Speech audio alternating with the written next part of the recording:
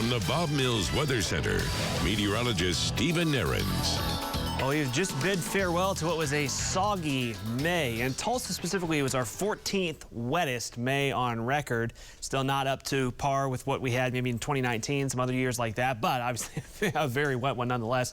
And normally May is one of our wettest months of the year. Our average rainfall, normal average rainfall in Tulsa is nearly 5 3/4 of an inch. We had close to 9.5 inches of rain in Tulsa. And of course, other areas had more. There were parts of Okmulgee County, Muskogee County, Okfuskee County that had over a foot of rain. And even portions of Creek County had over a foot of rain in the month of May. But this tells you how we just kind of course corrected a little bit as far as the entire year to date, despite how really wet May was. For the full year so far, Tulsa about 1.25 inches above normal now. So that really just kind of leveled us back out after the drought that we had earlier in the year, earlier in the spring. Of course, this is the most recent drought monitor, and we will probably see improvement to this where it still shows some moderate drought in southeast Kansas. The new drought monitor will come out tomorrow. Of course, it's still much worse in western Oklahoma, and they've been getting more rains in recent days, western Oklahoma. It's still not great timing, though, because they're trying to do wheat harvest now in parts of western Oklahoma, and they don't actually want to have a whole lot of rain while they're doing that, so they can't really catch a break on the timing of rains out there. Nevertheless, obviously a big improvement in drought on our side of the state in recent weeks.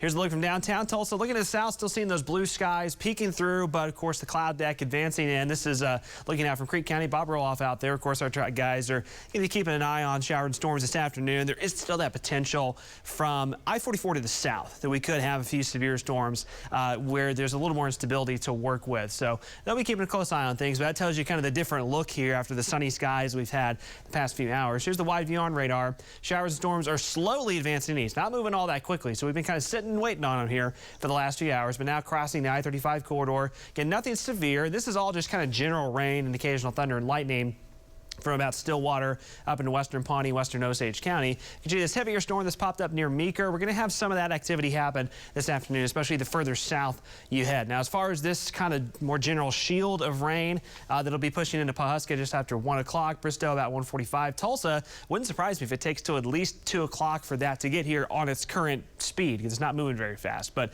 we might see some shower and storms fill in out ahead of that more widespread area of rain. That's kind of moderate rain, some thunder and lightning.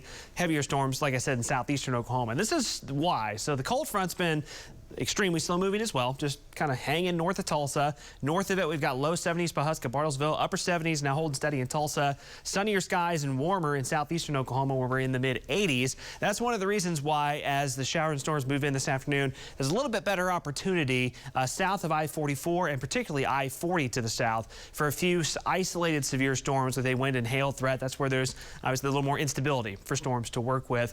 Wind, hail, and localized flooding are still the main threats, kind of like yesterday. The tornado threat is very, very low. It's hard to ever say it's totally zero this time of year, but that is on the very low end side of things. Wind, hail, and flooding are really the bigger issues we're watching for. So as that advances west to east this afternoon, notice again rain to the north, but you see how these storms that pop up in southeast Oklahoma have a little more to them, a little more juice to them, so to speak. So wouldn't be surprised if we get some hail producing or wind producing storms from about, say, Muskogee, as far north as Muskogee, but about Okemah, Henrietta, Eufaula to the south this afternoon and into this evening. There'll be breaks at times. We'll have waves of showers and storms kind of come and go, then we'll get a break, and then additional showers and storms try to redevelop tonight as the cold front pushes further south. Might be one more kind of heavier round of rain and storms overnight. Now, the further south the cold front pushes, the less and less severe weather potential we have, so that is good, and we'll be seeing that through the overnight hours. Tomorrow morning, that looks like the storms kind of finally sink south of the area with north winds and drier air moving in. And temperatures on Thursday look great,